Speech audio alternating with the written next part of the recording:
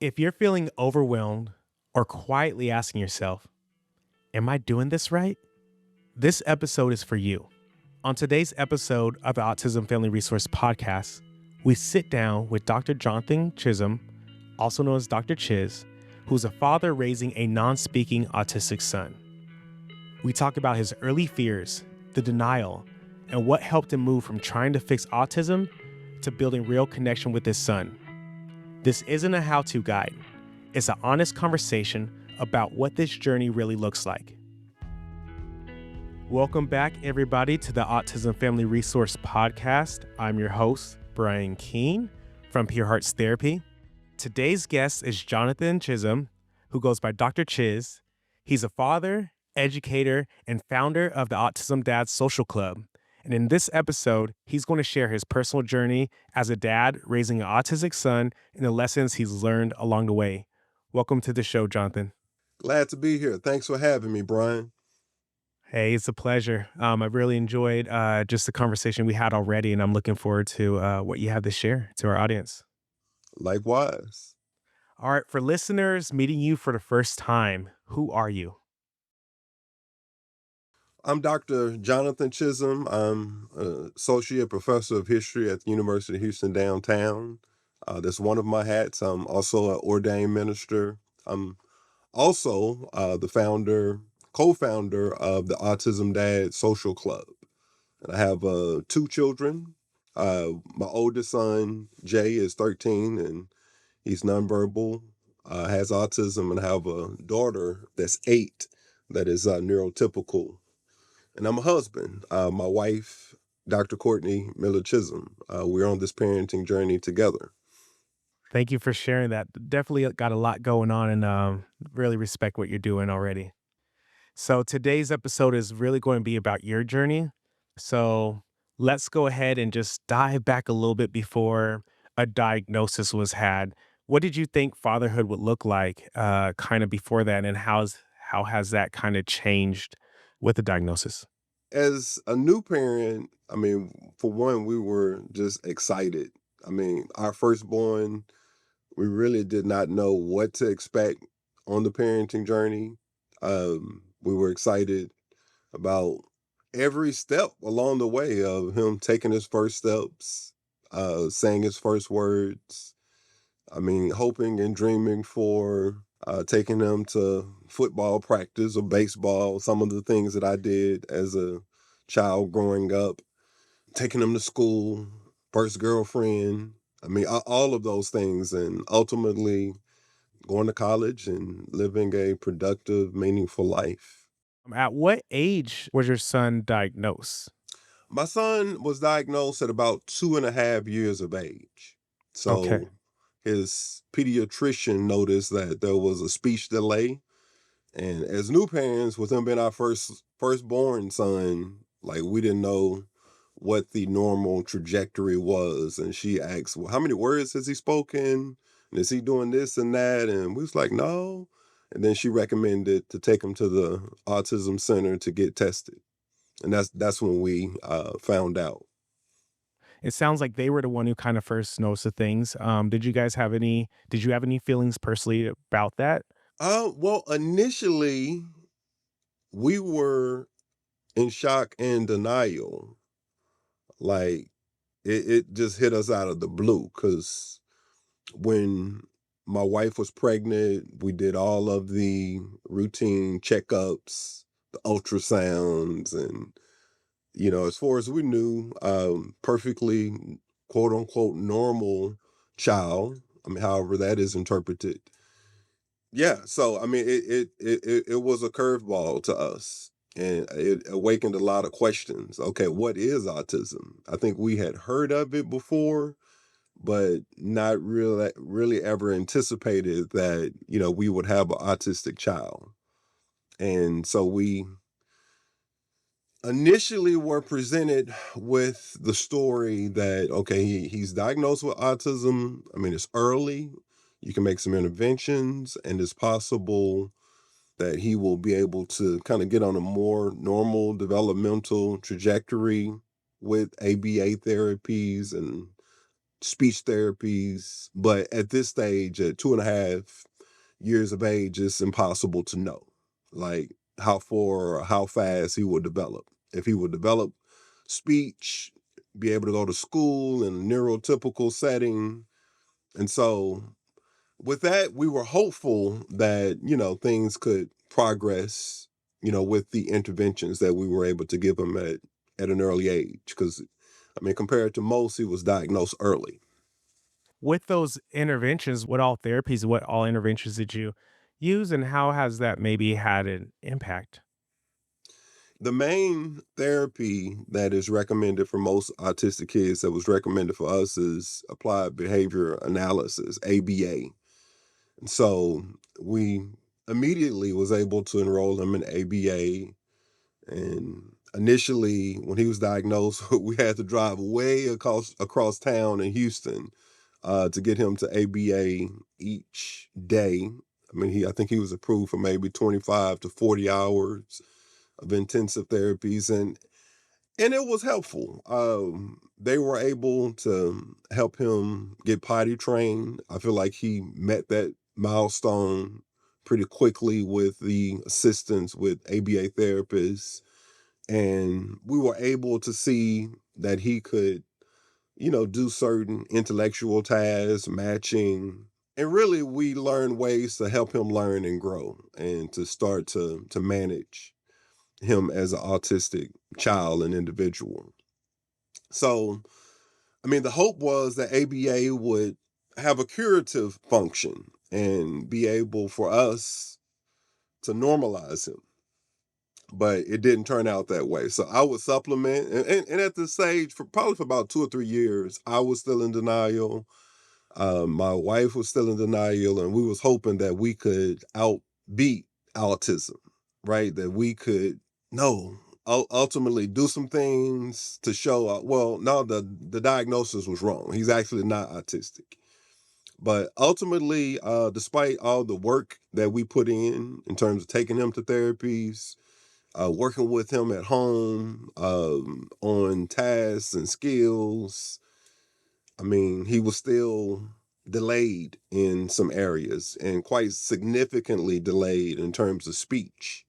And as the years passed, he was continuously falling further and further behind. With that happening, kind of those delays still happening, what's your mindset there? I know you say you were in denial for about 2 to 3 years. Did that change? What did things look like from Well, there? eventually, one of the things that I think we both started to do was to learn more about autism and read books about autism, especially from professionals. I was interested in kind of getting the perspective of autism from autistic people, children and adults. And so I know my wife had picked up a book from one autistic individual, and we both read it. The name of it is skipping in my mind. I don't want to misquote it. But one book that I read by Barry Present, Uniquely Human, really kind of began to transform my perspective and help me to open up and to accept autistic people and my own autistic son as a human being, right? The title is Uniquely Human. The autism is not something that is quote unquote bad or wrong. It's just another way of being a human being. And so the stems that he did and in many ways still does, it's not something that has to be extinguished per se. It's something that needs to be accepted.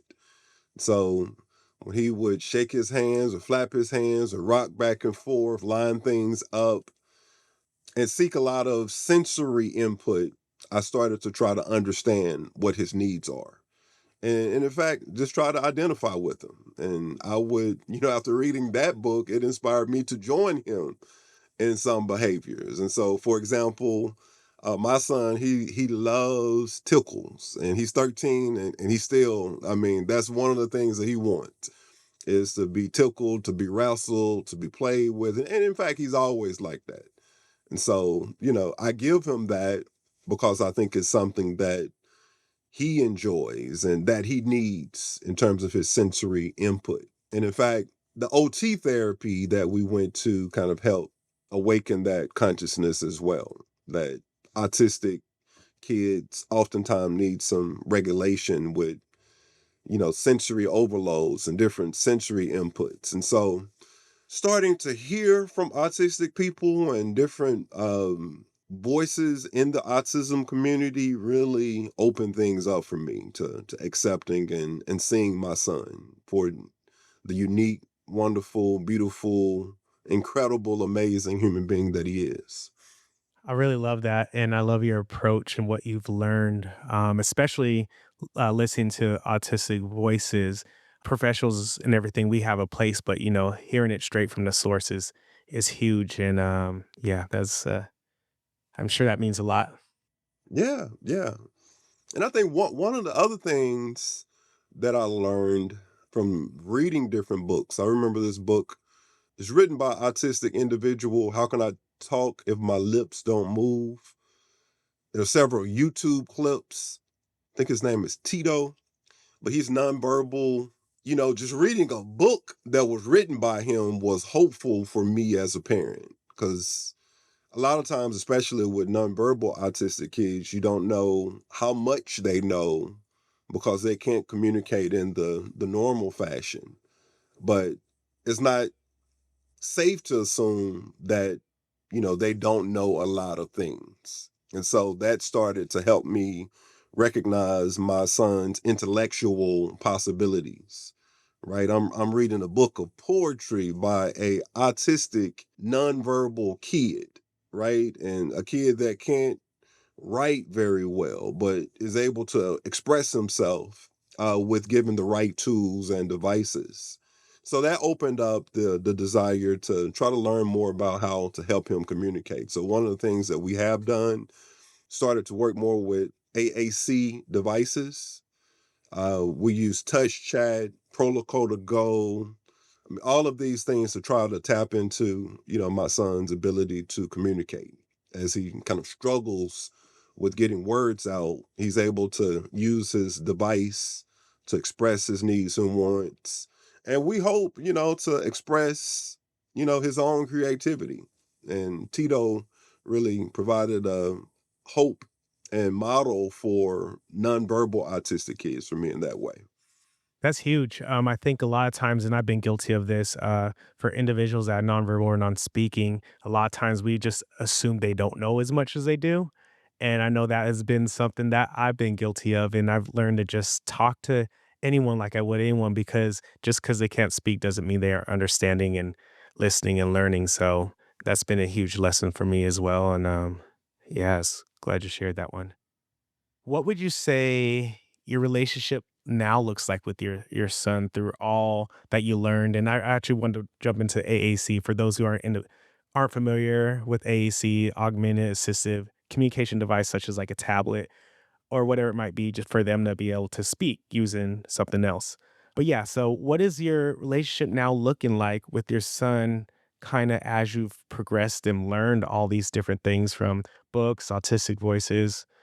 I think it's one of I think we have a strong bond.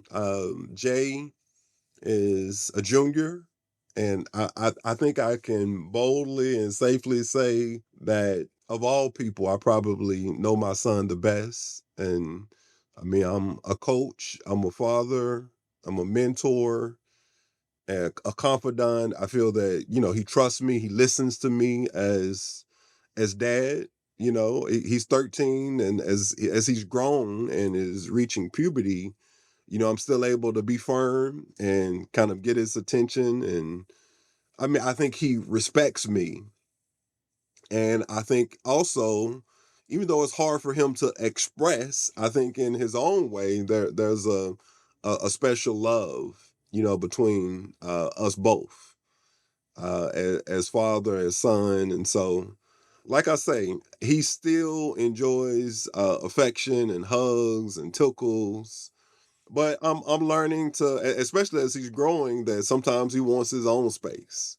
That hey, I'm doing my own thing, and I'm sitting here, and At home, I may try to sit beside some. He's like, no, man, I just want to sit by myself. And so I give him that space that he needs as he's growing and developing.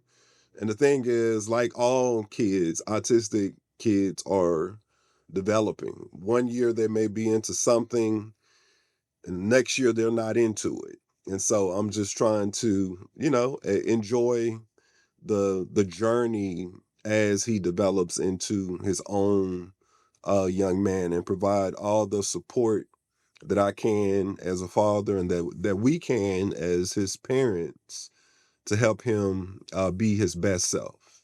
And I think with the Autism Dad Social Club, one of the things that we try to do is just emphasize enjoying your child.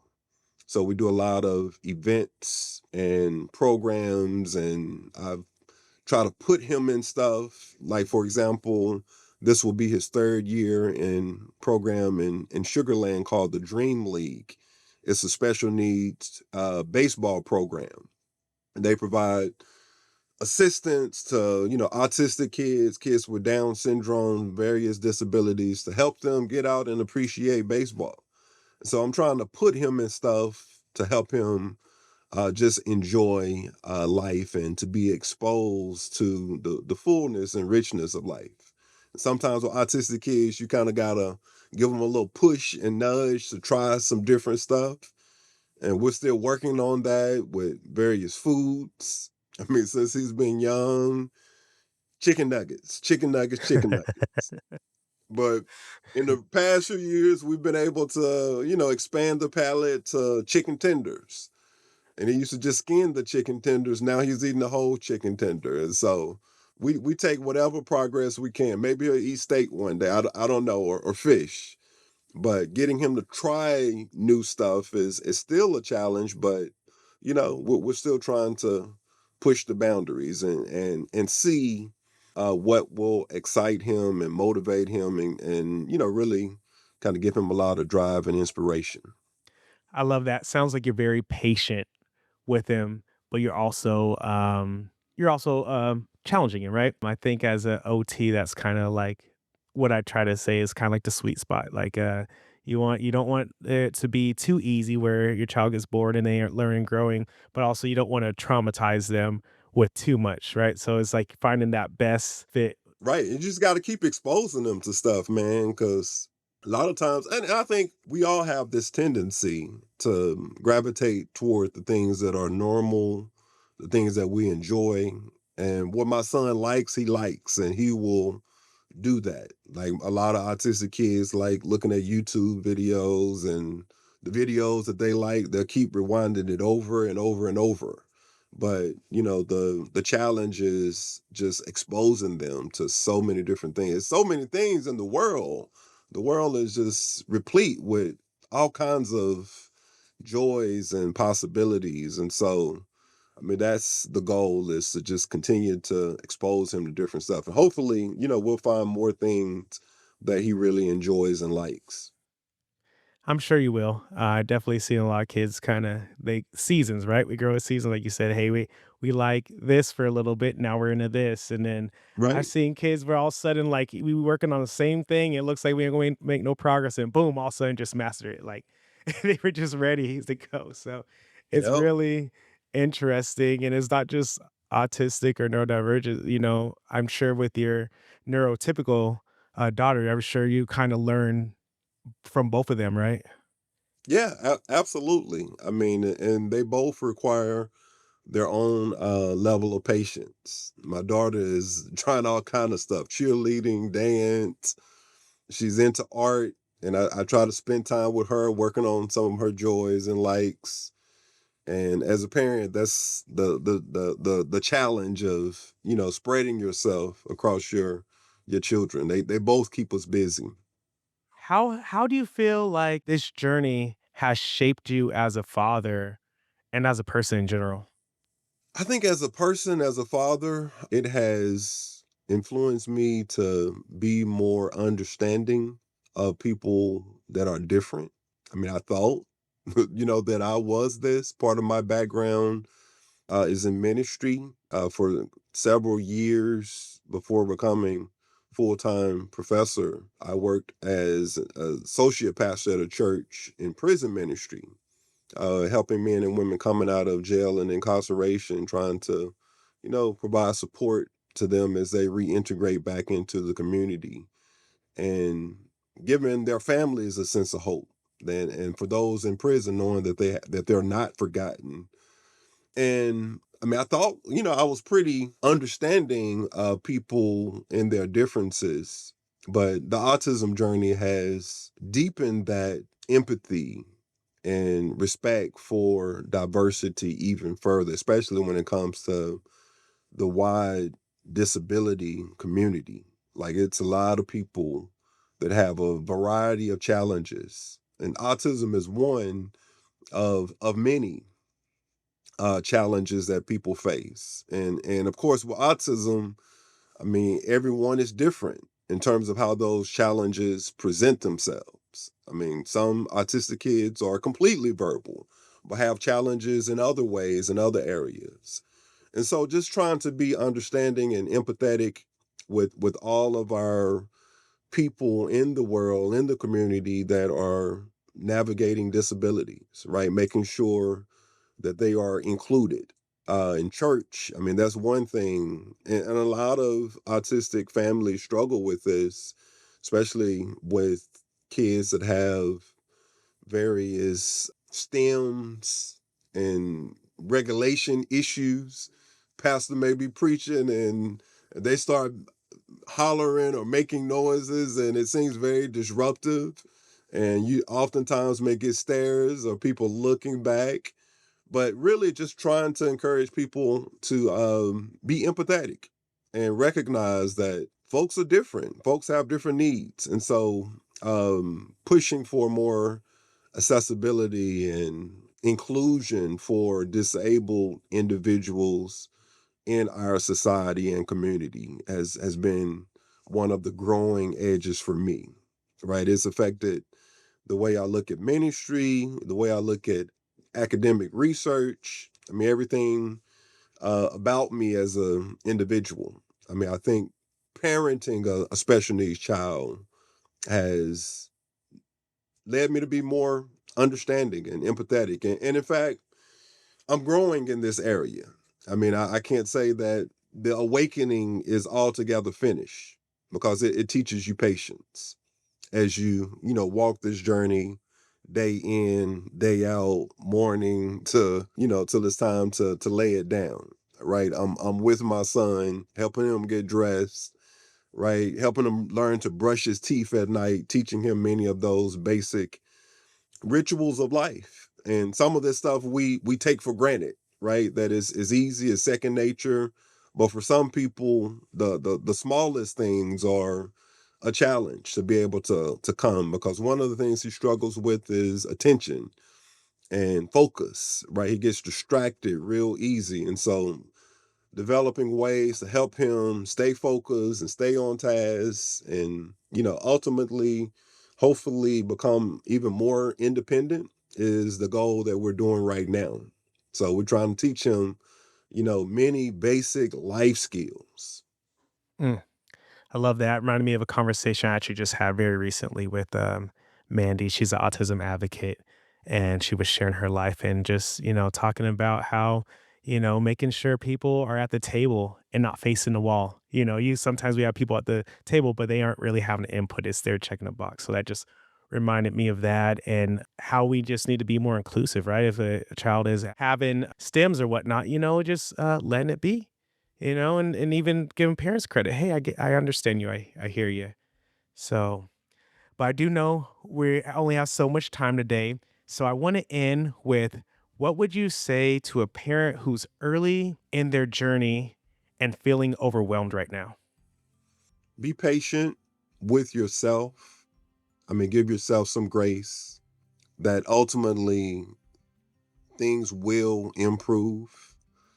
You will adjust to the journey of being a autism parent. Things will become normal again. There will be a new normal. I mean, after kind of those initial years. And part of that new normal that you have to get to is just learning to take it one day at a time. Because oftentimes, as parents, as people, we move into the future and we want to think about what tomorrow will look like.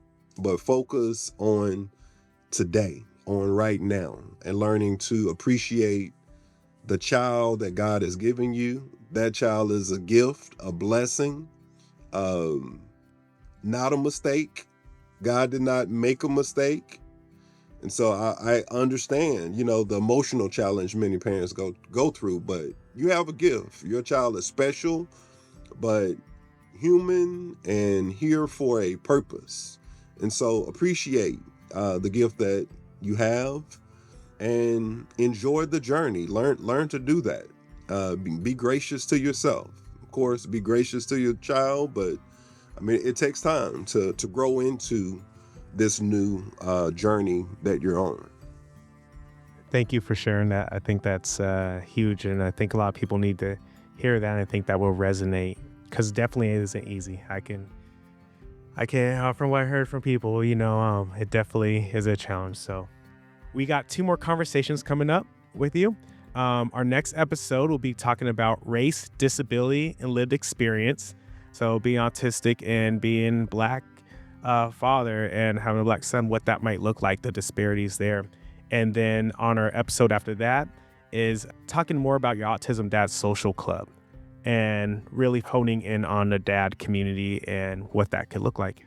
Yes, sir. Well, I look forward to it, man. Thank you, Brian. I appreciate you, man, for what you do. Thank you so much, Dr. Chiz. Today's conversation reminds us that autism parenting isn't about having all the answers. It's about learning, unlearning, and staying connected to your child through it all. If there's one takeaway I have from this conversation, it's this: slow down, stay present, and give yourself permission to grow alongside your child. If this episode resonated with you, especially if you're a father looking for community, I encourage you to connect with Dr. Chism and the Autism Dad Social Club, where dads are supported, seen, and reminded they're not doing this alone. And if you're looking for neurodiversity affirming therapy, education, or family-centered resources, you can reach out to us at Pure Hearts Therapy. We're here to support you with tools, guidance, and connection, so you don't have to figure this out on your own. If this episode resonated with you at all, share it with another parent who might need it. And be sure to join us on the next 2 conversations with Dr. Chism, where we dive into race, disability, lived experience, and the power of fatherhood in the autism journey. Thanks for being here. I'll see you next time.